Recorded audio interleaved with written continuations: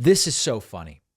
Donald Trump has been calling for protests for days on the basis of his allegedly imminent arrest and indictment. Trump has been saying, protest, protest, protest. It is time, it is time, it is time. Take the country back, etc.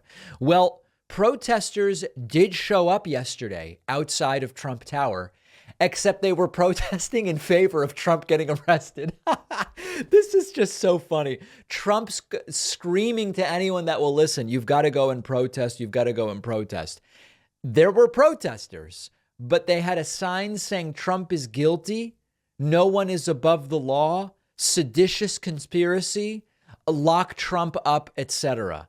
Take a look at this. Take a listen. Not exactly the protest Trump was looking for. Interestingly enough, we bring you this live shot here. We know the former president has called for protests in a peaceful manner.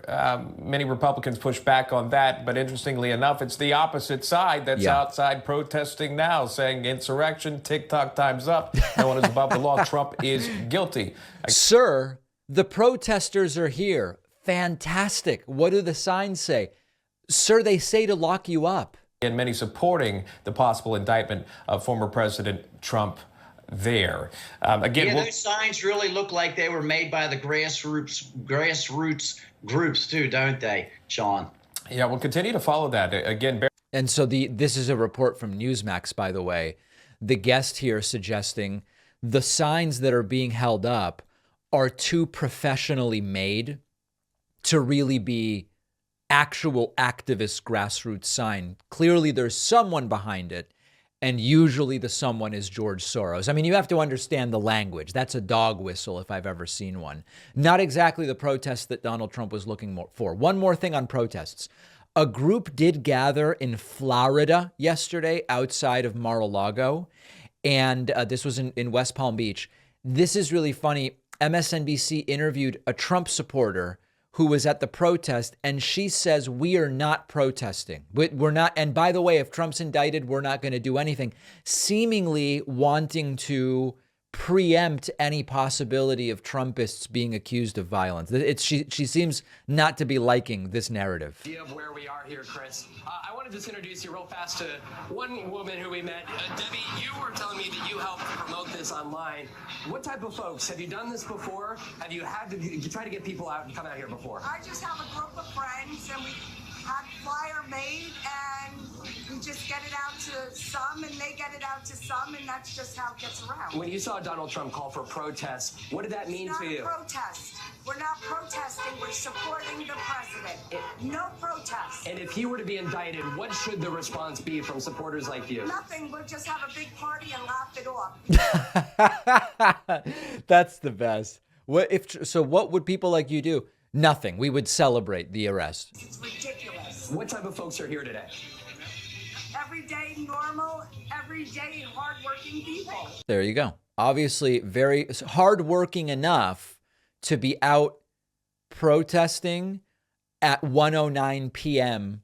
on a Tuesday. As we know, that's notoriously a time when hardworking people are able to go and just hold flags for a guy who lost a recent election and simply can't accept that. So this is going to be super interesting, but I maintain right now, when I take the temperature of MAGA, I don't get the definitive feeling that they're ready to go and riot if and when Trump is arrested. And I think that's a good thing. You know, a lot of right wingers write in all the time and they say, David, you want, in order to get ratings and clicks, you want there to be violence, and that will allow you to go after Trump supporters as being violent. And that's you. It's terrible that you want that. No. I don't want that. I don't want that at all. And in fact, if you go back to the January 6, 2021 Trump live stream that we did, you see that I don't exactly look thrilled when they breach the Capitol and break in, despite the fact that it did generate a lot of attention. I would rather what's better for the country, which is for there not to be violent outbursts as a result of the justice system carrying forward and indicting when there is evidence to do so. That's not an action that I want to see there be violence in response to. So, of course, we will be watching it. Latest rumor is maybe indictment today, but Trump surrender next week. Or maybe nothing will happen. We really don't know. But as soon as I know anything, you will as well. Make sure you're subscribed to the David Pakman Show YouTube channel at youtube.com The David Pakman Show. We have a packed program for you today, and I'm glad you're here. Plastic, it's everywhere we look, and not enough is being done about it. 100 billion plastic bags are used and thrown away every year. Here's something super simple you can do to reduce plastic and help the planet a little bit. Our sponsor, Hold On Bags, is the company making plastic-free trash bags and Zip Seal kitchen bags. They're just as strong and high quality as the plastic bags you're used to. Hold On bags are 100% plant-based and home compostable, meaning they break down in just weeks, not decades. Their Zip Seal kitchen bags come in sandwich or gallon size to fit all of your needs, whether it's carrots or crayons.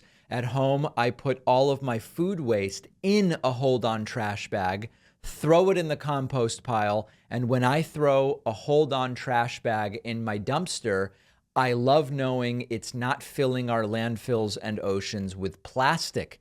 Single-use plastics harm the planet at every stage: production, disposal, decomposition. Join the growing movement away from single-use plastic. These products are really great.